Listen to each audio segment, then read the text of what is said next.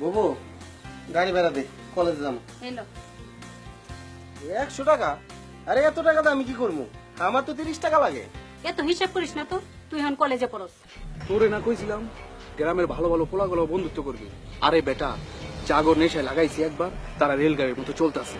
যারা নেশা করে না ভালো ভালো পোলা অগরে আনতে হইবে, অগরে আনা আমগো ব্যবসা চাঙ্গা করতে হইবে।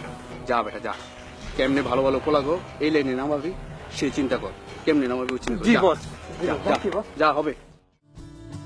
বাবু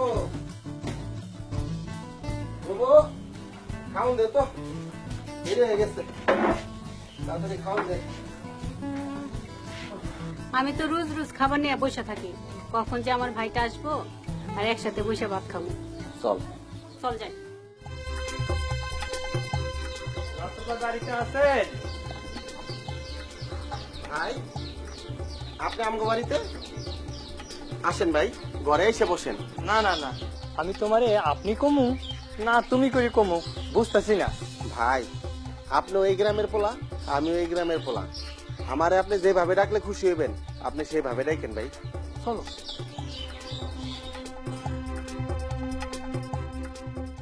ধরো মিয়া, খাও। না ভাই, আমি এগুলা খামো না, আমার বউ শুনলে আমারে মাইরে ফেল। আরে মিয়া, পোলা মানুষের সবকিছু খাইতে হয়। না ভাই, আমি খাবো না ভাই। খাইয়া দেখো, পুরুষ মতো লাগবে।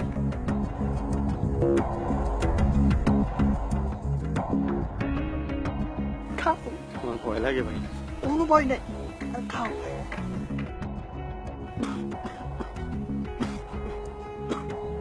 কিরে, কেমন লাগছে তোর থেকে? ভাই, মাথাটা কেমন জানি দিন করতেছে। কোনো সমস্যা নাই, কাল এই সময় ঠিক এখানে আইসো, তুমি জিনিস আছে আহনের সময় 600 টাকা নিয়ে আইসো।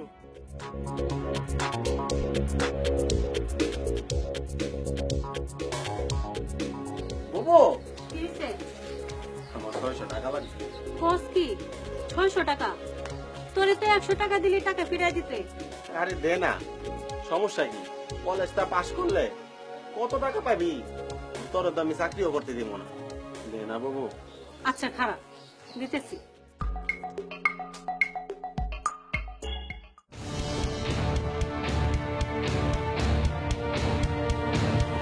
বসো বসো।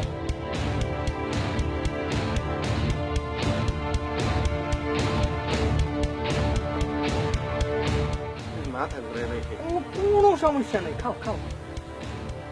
ওই ব্যস্ত দে তো।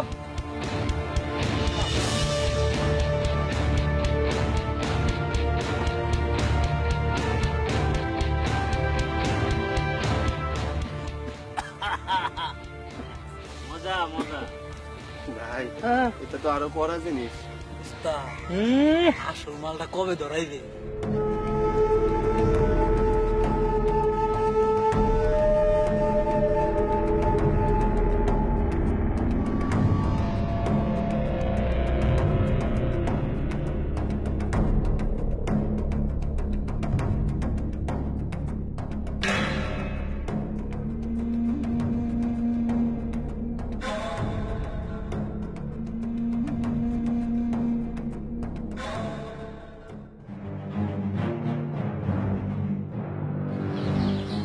বাবু, তুই আইতে তো দেরি করলি কে? সেই কখন থেকে তোর লেগে আমি অপেক্ষা করতেছি। আচ্ছা বাবু, তুই স্কুল থেকে আইছ, তুই ঘরে গিয়ে রেস্ট লো, আমার 600 টাকা দে। প্রতিদিন তুই টাকা নিয়ে কি করস?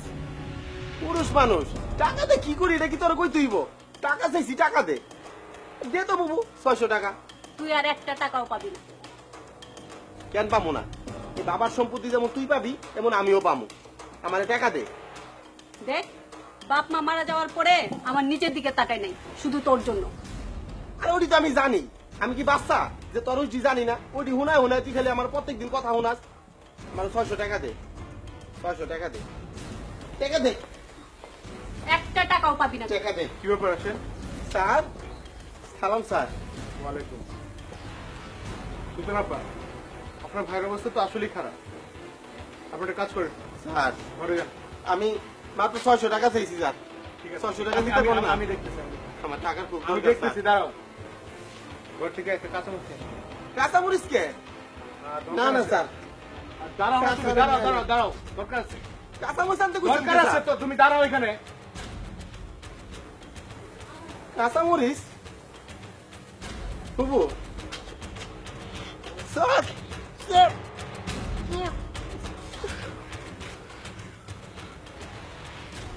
বসো, বসো, বসো। সুলতান আপা, এই রাসেলের মতো গ্রামের অনেক ছেলে, অনেক যুবক আজ মাদকাসক্ত। মাদকের সিন্ডিকেটরা গ্রামে গঞ্জে সব জায়গায় এখন ছড়িয়ে পড়েছে এবং ভালো ভালো ছেলেদেরকে মাদকাসক্ত করে তাদের ব্যবসার প্রসার বাড়াচ্ছে।